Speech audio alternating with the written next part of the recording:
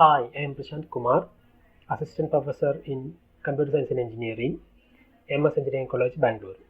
So today in this video I am going to discuss system software. Describe textbook is System Software An Introduction to System Programming by Leland L. Buck, 3rd edition. So this textbook covering most of the system software and its basic features and some programming aspects also. Look at Before starting more about system software, let me introduce what is a software. A software, we know that it is an interface between a hardware and a end user who is using that hardware. So this software broadly we classified into two categories. One is application software and second one is a system software. And we know what is an application software. It is an interface between, it acts as an interface between end user and the system software, which is designed specifically for performing some task. Application software is concerned with the solution of some problem using the computer as a tool instead of how the computer actually works. So it is application oriented. So application software people will design and develop based on the specific task. For example, we have media players. It's an application software and which is designed for playing the video or playing the media that we have. Even without knowing how the media or video is playing by utilizing the hardware devices. We have web browsers which will help us to browse the information which is present in the internet without knowing how the browser working. And most of the application softwares are machine independent in nature, and it is not concentrating on the underlying hardware devices that application software using. Examples I already told: web browsers, media players, word processors, etc. etc. And system softwares are the softwares which act as an interface between application software and system software. So it is used for operating computer hardware. System software consists of a variety of programs that support the operation of a computer. One main characteristics of a system software is its machine dependency. In system software, we are designing for utilizing the underlying hardware, and usually operating system itself is a system software, and other system software also interacting with operating system and will help the operating system to utilize the underlying hardware. Yeah, little more about system software. There are n number of examples you can find system as a system software. For example, compiler is a system software, device drivers, mouse drivers, keyboard drivers, etc. System software, assemblers, loaders, linkers are system software. Basically, system software, most of the system software has two features. We can see in that code of a system software two part. One, we can say machine independent part of the system software and machine dependent part of the system software. First, what is machine dependent part? Machine dependent parts are those which is directly utilizing the underlying machine characteristics. For example, machine code generation, machine code that we have used, addressing mode that we have used, registers that we are dealing with, instruction format that we are using in the system software are all depends on the underlying machine. It's machine by machine, platform by platform, it may changes. So there is a machine dependent feature of the system software. And machine independent features are, suppose we are using some code optimization which is independent of the underlying hardware, then such features are, we can say that machine independent features of the system software. For example, compiler first few phases like lexical analysis phase, syntax analysis phase, intermediate code generation, even we can tell as machine independent some extent. So for every system software, we can see this both side, machine dependent side and machine independent side, and more the system softwares are depends on machine. Under this system software topics, I am going to cover the following topic: assemblers, linkers, loaders, macro processes, etc.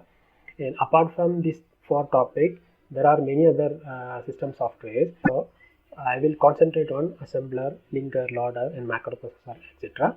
And we have a separate video on compiler design. System softwares, it has machine dependent features.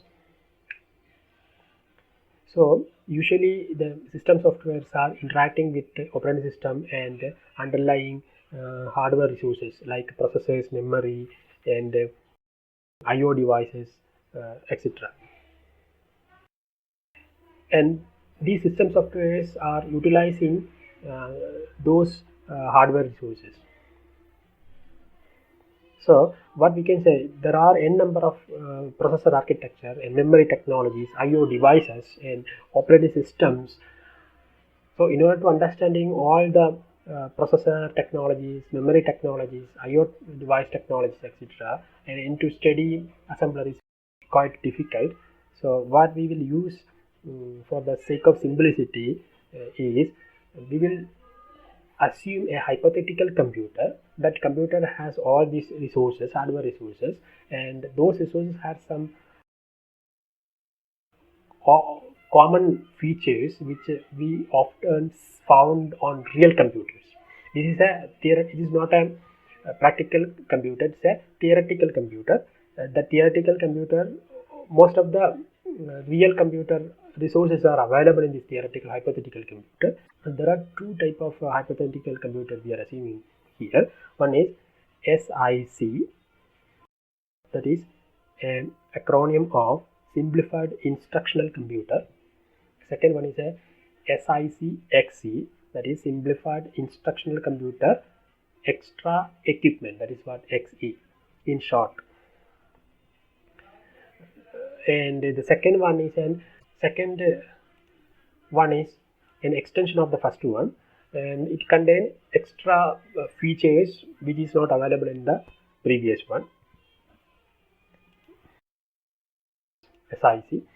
So the SIC-XC is actually the higher version of SIC, and it is upward compatible. The upward compatible means if we designed a software or system software for SIC, is also compatible with SIC-XC, but reverse is not possible, it's not compatible. Downward compatible, like if you have designed a system software which is compatible to SIC-XC, is not compatible with the SIC machine. Upward compatible means lower version we are focusing and designing software based on the lower version is also compatible with the higher version. That is the meaning of upward compatible.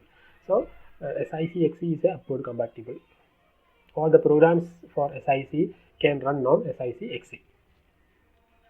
Then little more about what is this hypothetical computer SIC machine and its architecture.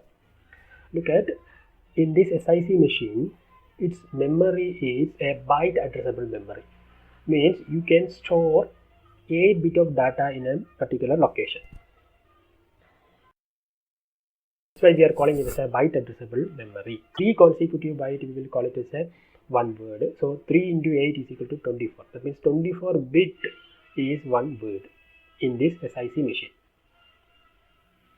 The total available memory in this SIC machine can utilize or can address is 2 raised to 15, that is equal to 32,768 bytes. That means it can store 32,768 bytes of data into its memory, or it can, this SIC machine can address. So that is organized as a sequential you can say that the first location is 0th location, second location, third location, like the last one is 32,767. So each location it can store 8 bit of data, that is 1 byte of data it can store. So total memory is 2 raised to 15 bytes. Okay. Then the registers available in this SIC machine are, there are 5 registers are available. Each register is of size 24 bits. That means 24 bits of data we can store in this register. These are the 5 registers. The first register is A register, that is the name of that register, mnemonics of that register, and that register can address binary by using the number 0, and that name register is called accumulator. So this accumulator register is used for common arithmetic operations. And second register is X register. Its number is 1. It is addressed by using 1. It is called index register, used for index addressing. And third one is L register, is called a linkage register, and its number is 2, and it is used for storing the return address when we calling a subroutine. That means in subroutine calling, just like similar to function calling, so there is a caller, there is a callee. So suppose a caller is calling a callee, then after executing the function callee, we need to return back to the caller. So the return address should store in somewhere. So here in this SIC machine architecture, we can utilize L register to store the return address. And next register is PC register, and here we will use 8 to address PC, that is called a program counter. So program counter is used for storing the next instruction to be executed. So which will point to the next instruction to be fetched from the memory. Then the fifth register is SW register. It is called status word. We will use 9 to refer it. Then it is nothing but the status after performing some comparison operation. We will store the condition code of the operation performed before it, that is stored in SW. It's just like a flag register. So bits are used for representing certain set of operations. In SIC machine, there is no stack. Implicitly, there is no stack available in the SIC architecture. So without having stack, it is difficult to run recursive program, because recursive program utilizing the implicit stack which is available in the system, in the processor or in the architecture. But here SIC machine, there is no stack available. So maximum we can store one return address in the linkage register. So linkage register only we can utilize for those purpose. So multiple function calling recursively is not possible in the case of SIC machine architecture. Next we can see what is the data format of SIC machine. So what are the data it support? So we know that character data it will support. Character is represented by 8-bit ASCII code. So each and every character, there is a unique ASCII code to identify that character. The next one is an integer data. Integer data we can represent by using 24 bits of binary numbers. Usually signed number we can represent by using this 24 bit. The positive number, it's exact binary. A negative number, it's 2 complement of the positive number. So you can say that the maximum of minus n to n minus n, that is the range of data that we can represent by using these 24 bits. There is no floating point number support in this architecture. Next one is, what is the instruction format of SIC machine? So in an instruction, the maximum size of the instruction is 24 bit. So instruction format is 24 bit. So this instruction is divided into 3 sections. The first section 8 bit, first leftmost 8 bits are used for representing opcode of the instruction. Next 1 bit is used for representing what is the addressing mode of the instruction, like X is representing the what is the addressing mode of that instruction return. Next one is what is the operand address. So it is a 15 bit we can utilize to represent the operand. We know that maximum addressable memory is 2 raised to 15, that is why the address size is 15 bit.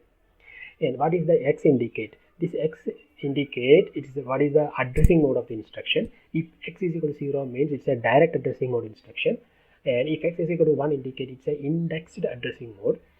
If X is equal to 0, then what is available in the address, that exactly we will use as a target address.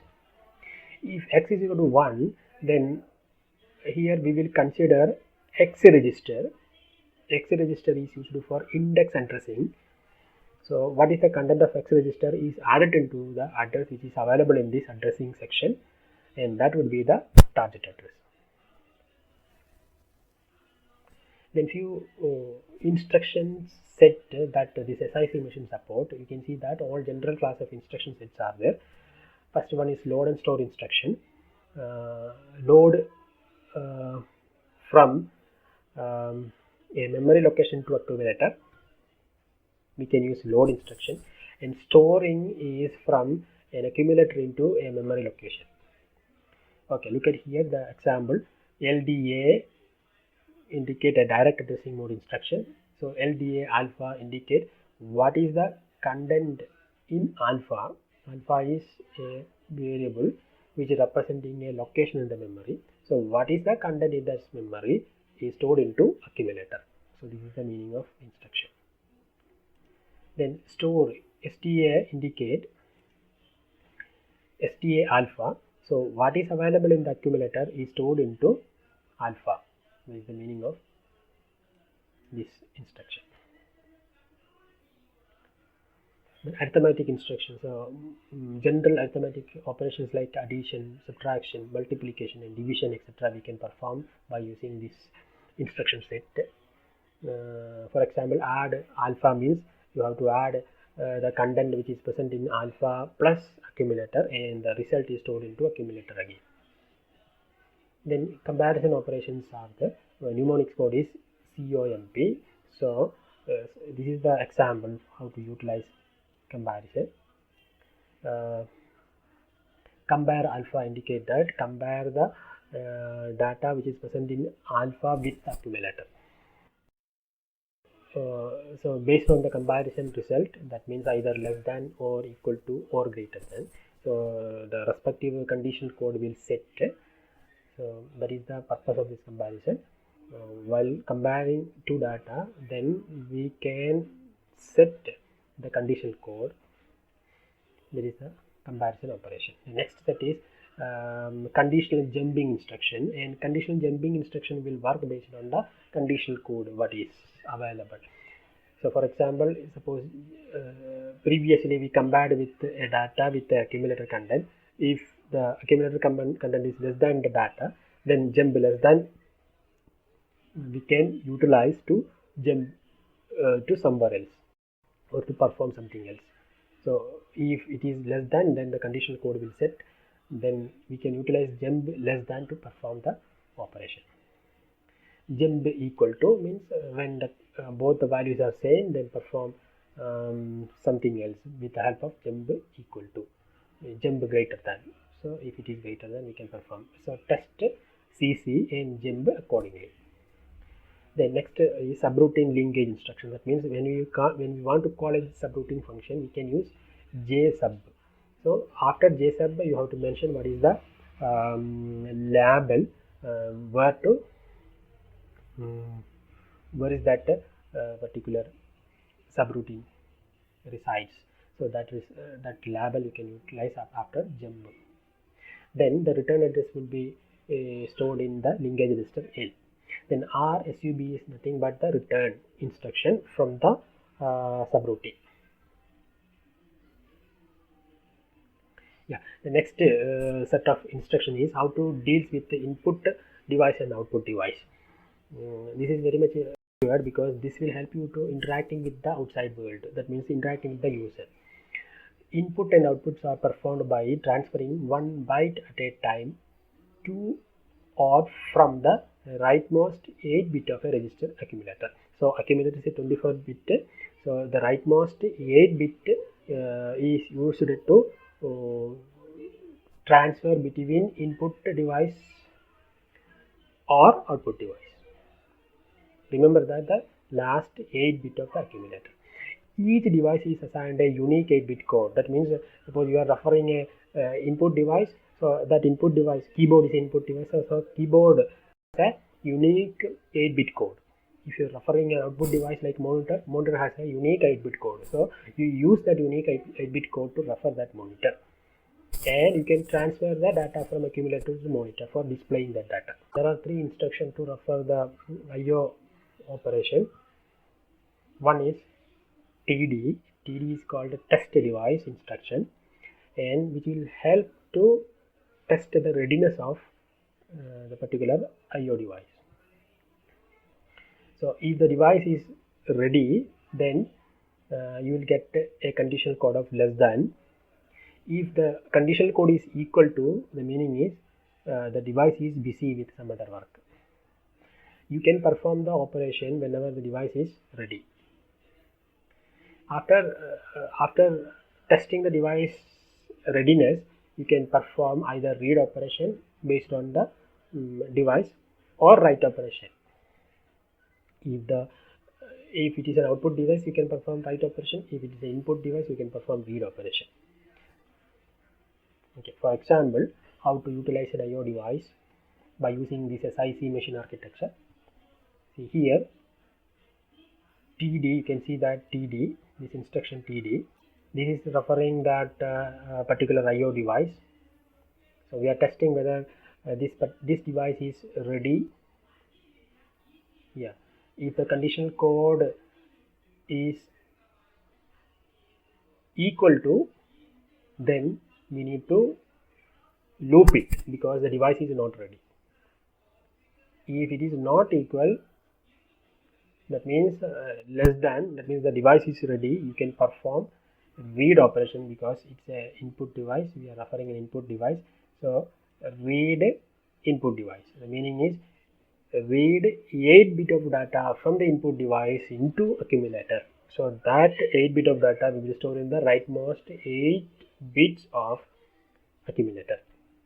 Then after that you can store the accumulator content 8 bit data into any memory location. Store byte that was read. This is a way to read the instruction from an input device. Keep on testing.